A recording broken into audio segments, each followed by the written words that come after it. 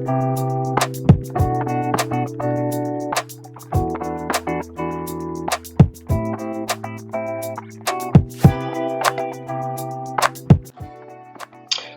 there. In this video, I'm going to take a deep dive into the ShapeDiver geometry backend systems, which are really the heart of ShapeDiver. Those geometry backend systems are the ones that actually host the Grasshopper models that you upload to the ShapeDiver platform.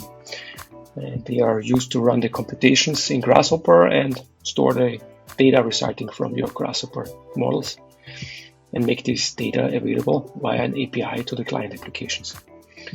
We operate several of these geometry backend systems, shared ones, which are used by lots of users on the ShapeDiver platform, and also dedicated ones, which are used for enterprise clients that have special requirements in terms of security, availability, and so on.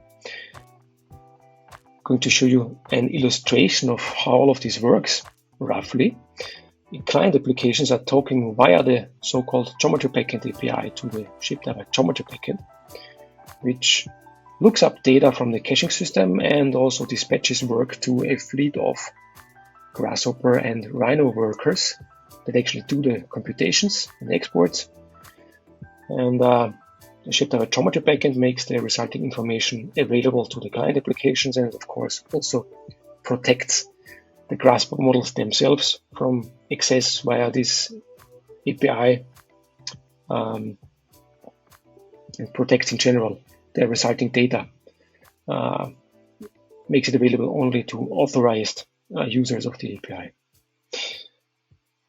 All right, before we dive into the details, a few words about what's actually possible using the geometry backend API. The most prominent client application of the geometry backend API is, of course, the ShapeDiver viewer, which uses the API to actually trigger computations, download resulting geometry for displaying.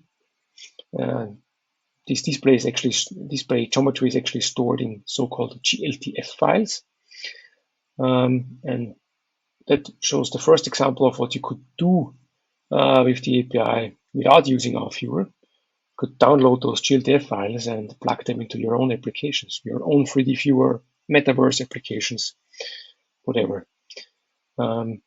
Using your Grasshopper models running on ShapeDiver and using the Grasshopper plugin that we provide, you can also export images, PDF documents. You can export CAD files in pretty much any format that Rhino supports. You can export text files. That means you can also export XML, CSV, G code. And you can also input most of these data formats into your Grasshopper models running on ShapeDiver. Images, CAD files, text files, and so on. All right, now let's have a look into the details. Understanding the geometry backend API. Now I'm going to give you a detailed overview of what's going on exactly on the geometry backend API as a client application talks to it. In our case, our viewer embedded on the ShapeDiver platform.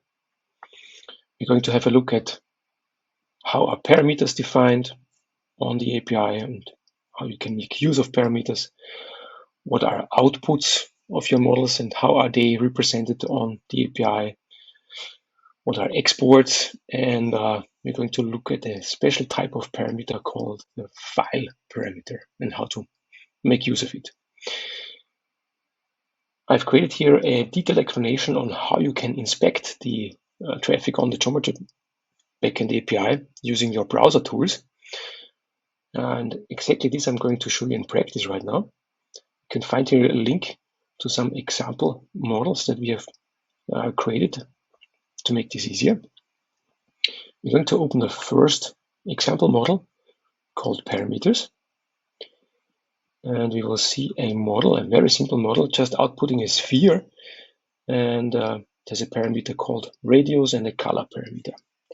Now let's have a look at where this information came from. I'm going to open the developer tools. You can find developer tools in pretty much any modern browser. Here we are using Chrome. And we're docking the developer tools panel at the bottom here. And we will look at the network traffic. We can't see anything here right now because we opened it after loading the page, so we'll just reload the page. And we can see a lot of network requests going on. And the first thing we're going to do is filter by the string ticket, because this is going to show us the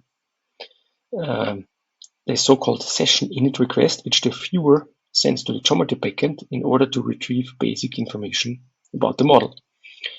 If we click to preview here, we can inspect the reply by the geometry backend to the session init request by the viewer, and we can see an object called parameters. And if we inspect parameters here, we can find exactly the parameters that we can see in the user interface. There is a radius parameter whose type is float. It has certain limitations, and also very important, it has a unique ID.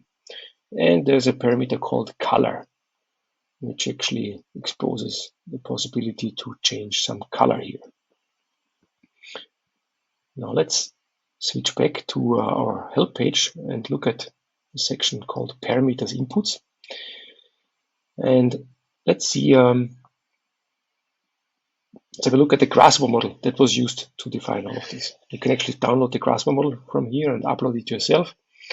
The Grasshopper model looks like this. There's a slider called radius, and there is a color swatch called color. And when we uploaded the model to the ShapeDiver platform, which uploaded the model to the geometry backend system, the model was inspected by the geometry backend system, and geometry backend found the parameters called radius and color, and therefore exposes them on the API when the viewer makes a session init request, as we have just seen. Here on our help page, you can find a screenshot of what we just saw, so parameters. And there's actually a few properties that are really important when looking at parameters. So as mentioned before, the ID uniquely identifies the parameter. So this ID actually stays constant every time you re-upload your model. Each parameter always has a type, so that describes what type of parameter it is. There's a lot of different values, which you can easily find out using our API documentation or when you upload your models. Each of the parameters also has a default value, so that's the property called def val in this example. Default value here 0.42, and a default color for the color parameter. And the parameters also always have a name, and depending on whether you changed the name of your parameter in the edit page of the platform, there's also a display name. We of course provide a very detailed documentation. So for example, if you want to find out about all of the details of what's exposed in the API, you can head over to the API documentation and look for response parameter, which is going to show you. So this API documentation here, it basically gives all the details about the API calls available on the geometry backend API, and also the details about the objects. And for example, you can find here an object called the response parameter, which is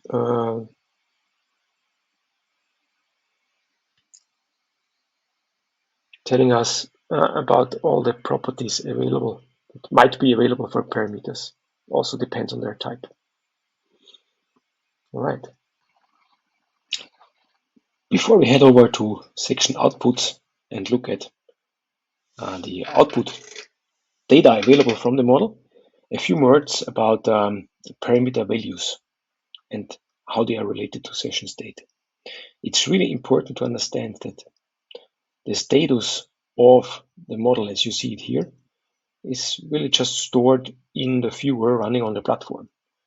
So this session object in the viewer actually stores the current parameter values, and when these parameter values are changed, the viewer sends a request to the geometry backend saying, give me the outputs for these parameter values, and the geometry backend gives back the outputs for the requested values. The viewer could send several of those requests in parallel at the same time, so that already tells you that the status is something that's purely represented in the viewer. It's not something that is bound to the session that's used for communication with the geometry backend. So that's really important to understand when developing applications. All right, we're heading over to outputs. Now we're going to have a look at how the output data gets represented and transferred over the geometry backend API.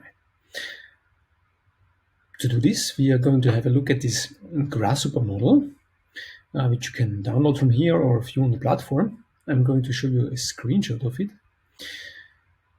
So this Grasshopper model contains two components that actually output data from the Grasshopper model via the geometry backend API.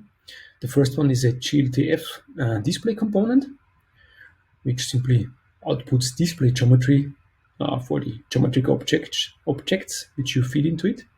And the second one is a direct data output component. We will see in a moment what this can be used for. So this direct data output component is used here to actually output the volume of this sphere that you can see here.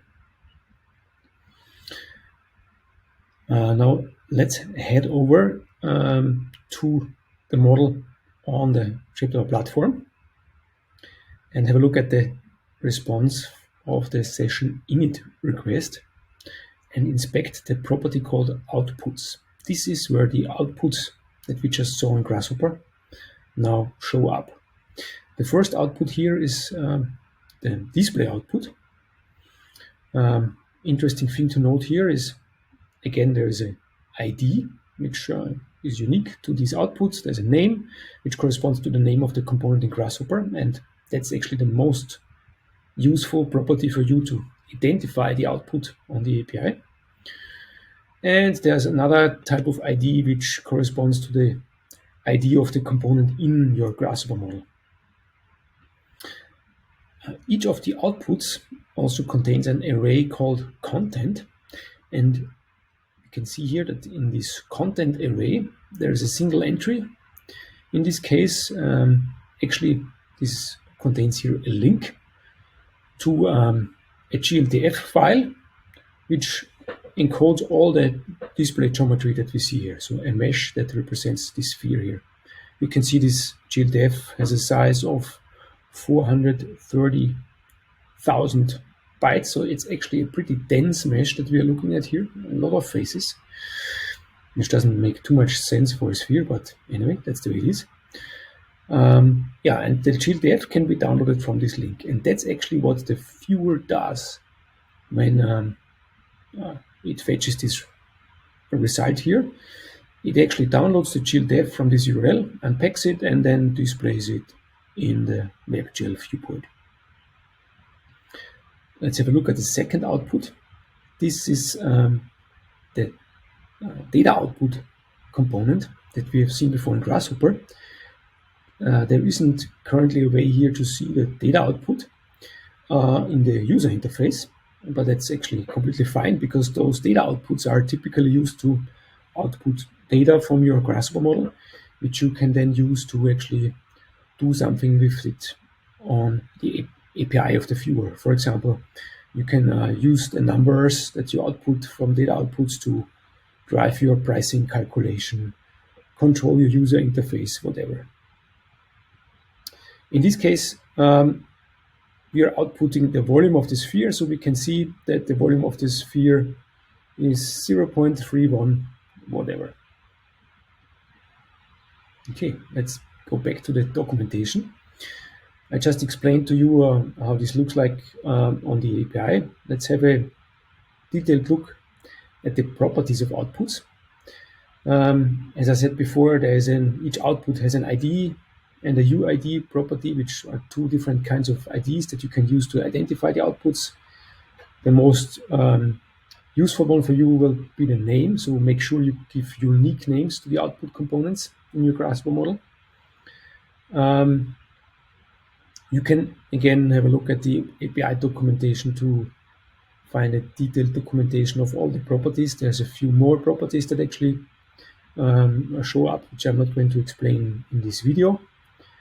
And each output has dynamic properties, which I already talked about a bit. Most important, the content property, which is an array that contains the data resulting from that output. We have seen that in the example we looked at, for the display output,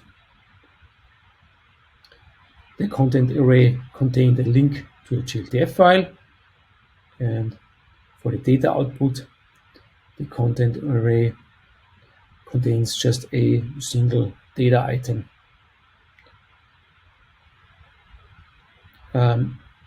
Another really interesting property is actually the property called version. The version is simply a unique identifier for the particular version of the output data. This unique identifier is simply a hash code that's computed based on all the parameter values that actually influence the output. So if we have a look back to our Grasshopper model,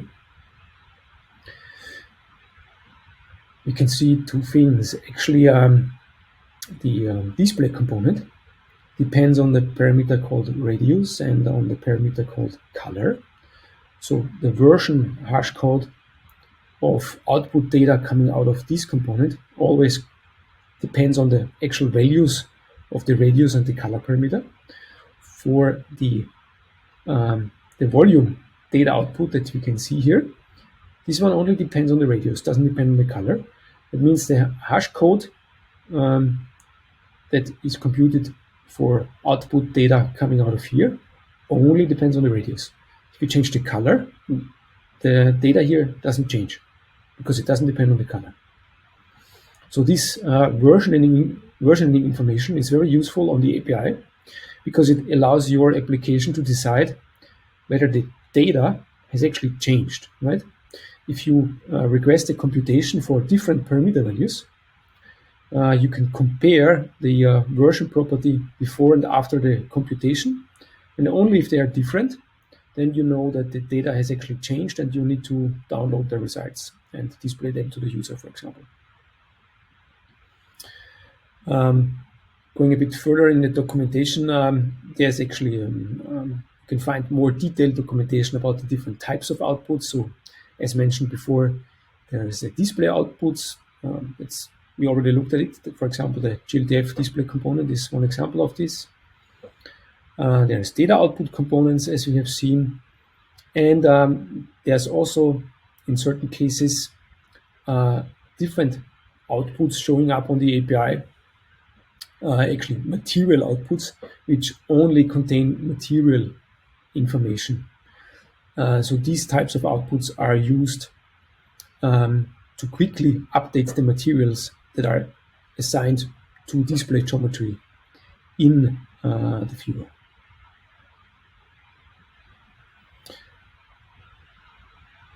To end this section, let's have a short look at how it actually works to request different outputs from the API. Meaning, what is going on if you change a parameter value in the viewer. Let's take a look at this in the browser console. I will remove the filter here.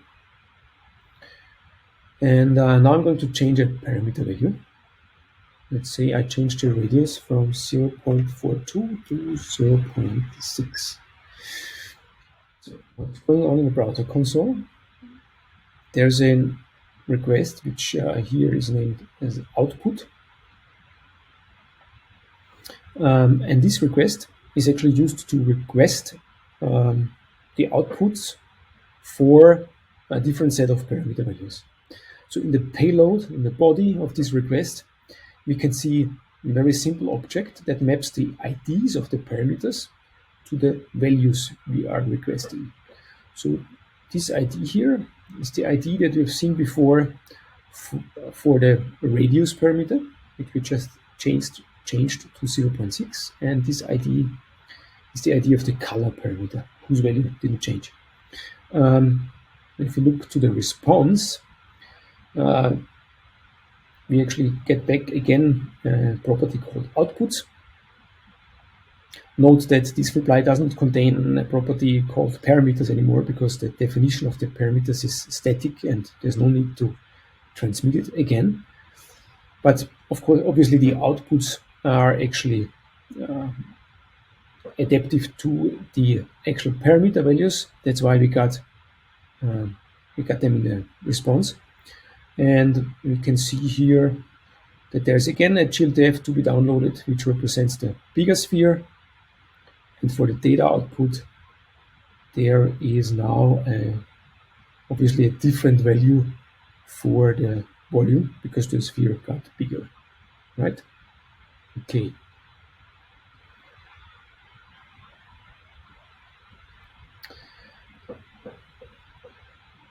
So that's about it for the output section.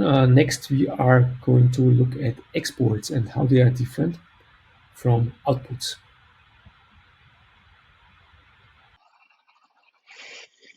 Okay, let's have a look at exports. Again, we look at the Grasshopper model to begin with. It's a little bit of an extension to the Grasshopper model we've seen before. So there is still a display component. We removed the data output for the volume. Doesn't matter. But what we added is a download export component, which takes a mesh of the sphere that we are generating. It takes a name, a file name. In this case, it's called sphere whatever.stl, and some export options for the STL file format, which allows to switch between the binary and the ASCII STL file format. So this export component is turned into an export on the Geometry Backend API. How does this look like? If we have a look at the browser console and the response of the session init request, we can see that this model shows an export that very similar to outputs, has an ID, UID as a name, and in contrast to the outputs, there is no content right now, because the main difference between exports and outputs is that the exports are only computed on request. Outputs are computed every time you send a computation request, because the outputs are used for displaying geometry or outputting small amounts of data to via data outputs. However, the exports need to be triggered specifically. The reason for this is that the exports are typically calling a file exporter, which is computationally more intense, and because we want the reaction of our API to be really fast, we want to compute the export request only whenever it's specifically needed by the application. As mentioned for the outputs, the static properties for the exports are basically the same as for outputs. There's one difference, however, it's the type. So the type of the export shows up as a separate property. If you use an export component, as we have seen above, for downloading, the type will be download, and there's also another type of export component which allows to transmit the exported data via email. Let's have a look at the browser console, how this looks like in the live setting. So we are looking at the session init request and the exports property here. There's a single export defined, and it's called download STL. The type is download. So this export shows up on the platform here in this second tab, which shows all the exports. Let's have a look at what happens if I trigger that export. I click that button. The viewer is actually going to send an exports request. We can see here in the payload of the export request, we can see the ID of the export that's requested, and we can see the parameter values for which the export is requested. And in the response, we will see the result of the export. So now there is actually a content property containing a link to the result of the export. In our case, it's an STL file, and this link here points to the STL file. Note that these links here are time limited in order to protect the data. So this download link is actually limited to the lifetime of the session.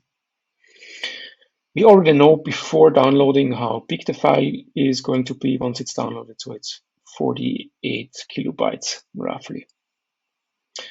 All right. Now let's have a look at email exports, very similar to the download exports. The requesting works in exactly the same way. The only difference is that the result is not sent, is not available for download. It's sent via an email. In Grasshopper, there's a different component for defining export for emailing. This component has more inputs because you need to define the email address, the subject of the email, and the body of the email to be sent. You can make use of a placeholder, as you can see here, for the body text, which will be exchanged by the actual parameter values.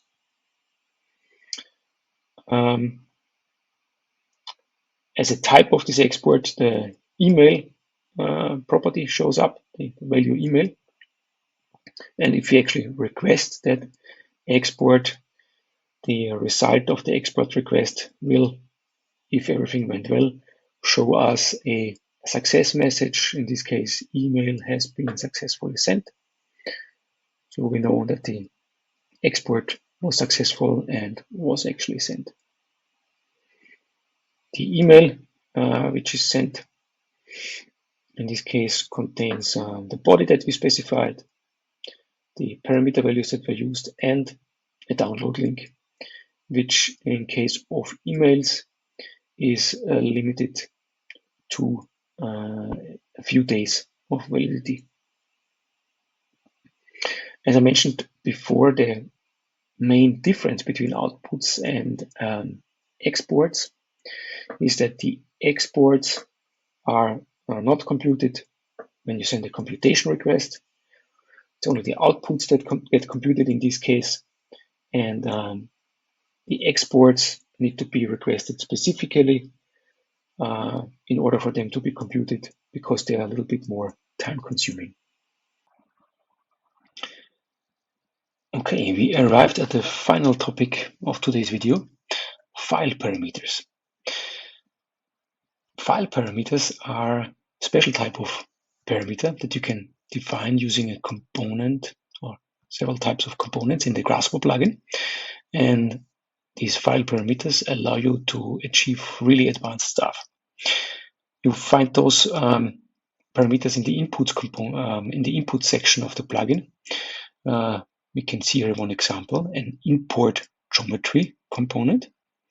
And this import geometry component results in a input and a parameter of type file showing up on the geometry backend API.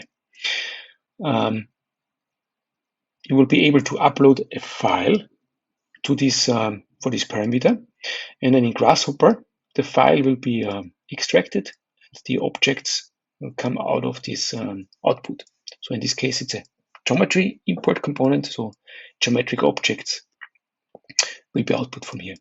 The import geometry component supports all kinds of CID file formats, 3DM for Rhino, OBJ, STL, step, whatever you can port, whatever you can import into Rhino, you can actually feed into this component. By default, there is no file to be imported, so that's why this component has a URL input parameter, which we have connected here to a text input. That means as long as there is no file specified, the component will make use of this URL and fetch a file from this URL, which it then imports. So in this case, the direct text import component here outputs a URL, which points to an obj file that contains this bunny, and that's why we can see a bunny here showing up. All right, let's have a look at some practical example. How does this model look like on the platform? So we are heading over to the platform where we opened precisely this model. The file input parameter shows up here. As you can see, there's no file selected yet. There's a URL. This is the text input parameter, which contains the URL to a obj file that contains this bunny, right?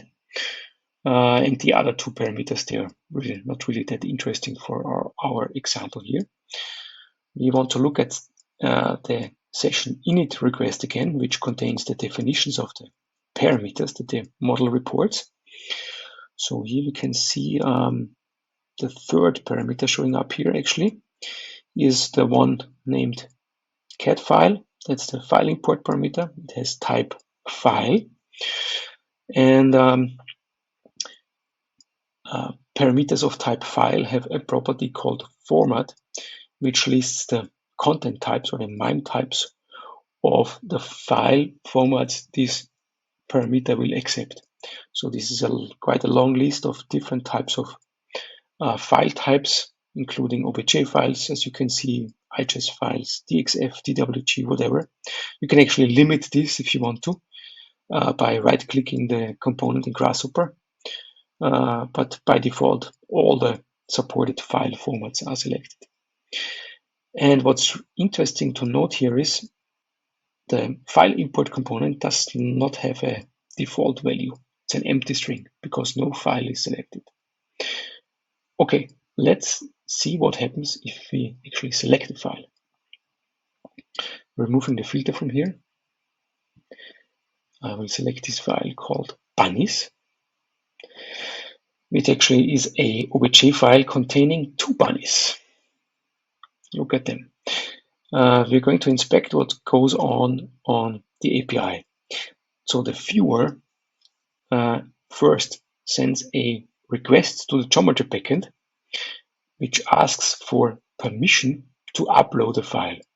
And this request looks like this. It contains the ID of the parameter for which we want to upload a file. So that's precisely the ID of the file upload parameter.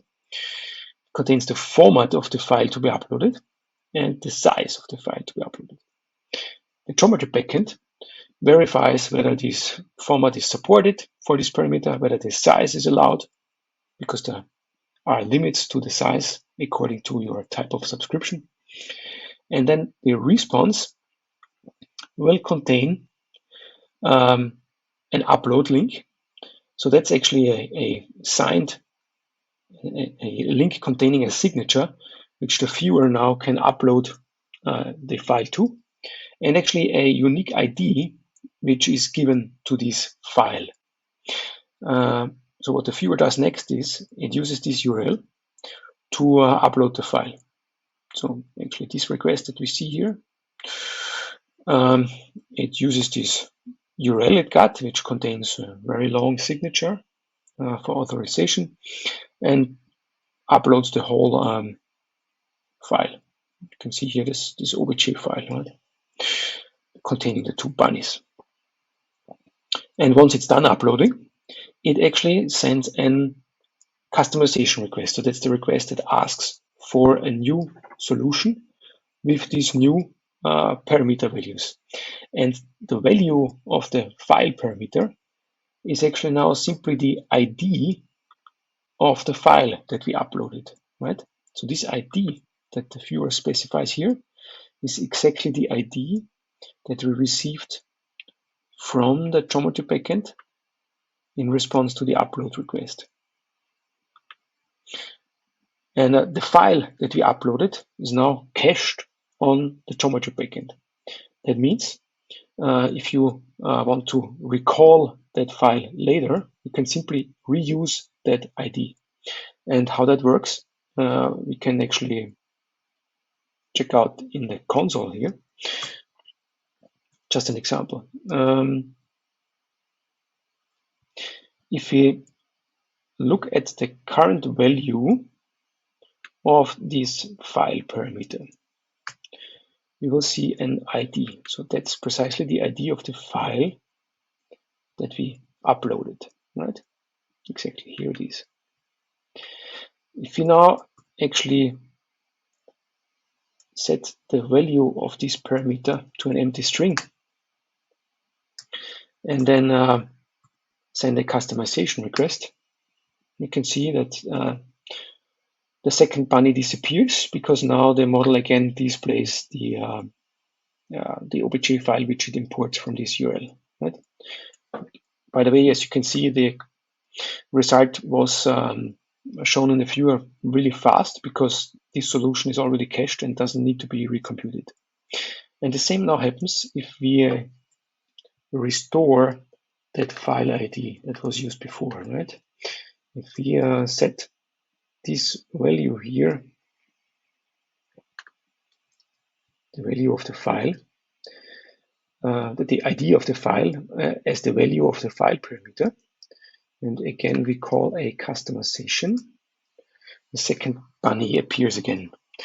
And again, it was very fast because the solution is already cached. Even if the solution wouldn't have been cached yet, it would have been a pretty fast computation because the file is already uploaded, right? We can test this by, for example, changing the color, which by the way doesn't have an effect in this model. Not a problem for our demonstration. You can see the computation was really fast. So to summarize, the key takeaways of file parameters. The values that are sent in computation or export requests for file parameters is the unique ID of the file that you uploaded. In order to upload a new file for a file parameter, first you need to send an upload request and then actually upload the file to the URL that was provided to you in response to that upload request. And most importantly, you can reuse the uploaded files for further computation and export requests. And that allows you to upload a lot of static data as input to your Grasshopper model, which you can use in future customization requests. This can make your configurator or your application really, really efficient because the time required for uploading bigger files can be quite significant. And actually, the time required for importing these large files into the Grasshopper models is quite low because the storage location of the files is very close to the actual location where the Grasshopper computation happens. This is in the same data center, so it's really fast. All right, so that's about it for file parameters. Many thanks for watching this video today and getting a deeper understanding of the Geometry Backend API. I've got some call to actions for you.